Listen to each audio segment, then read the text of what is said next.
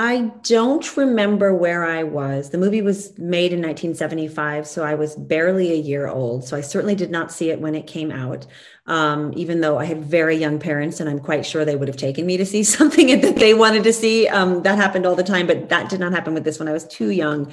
But I do remember watching it, and I do remember being terrified by Nurse Ratched and confused by her behavior. And I did watch it again before I started this and had an entirely different view about what she was doing and why. And it was surprising to me. I didn't expect to feel that way.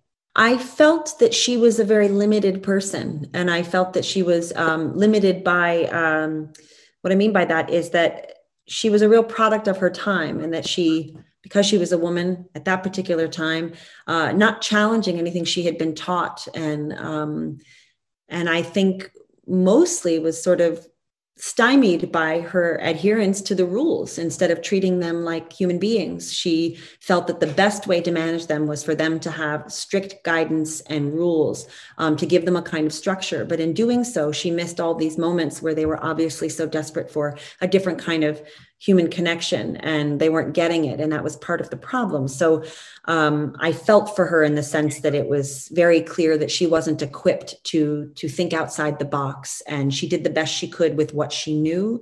And unfortunately, she wasn't sort of deep enough to question what she had been taught in a way that, you or I might imagine we would do if we were concerned about the way a person was being treated.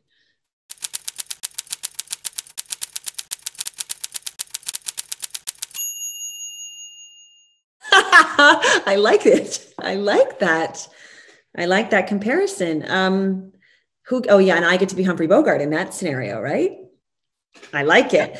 I'll take it. I really have to say that I know that there are a few people in our profession that have found an alignment with a creative person that has, borne a lot of wonderful fruit. And I feel very lucky that, for whatever reason, Ryan has decided that he can trust me and asks me to do some utterly terrifying things, like play a character that is really beloved and an actress who won an Oscar and performance that is widely heralded. So, I don't know what I was thinking. It might have been the dumbest thing I've ever done. But, at least I can rely on him for pushing me outside of my comfort zone. That's for sure.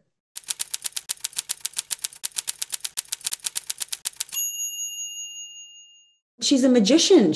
For me, from an acting standpoint, I have always just revered her. I remember seeing some of her earlier movies when I was a younger sort of developing actress, and thinking that she was just alarmingly gifted.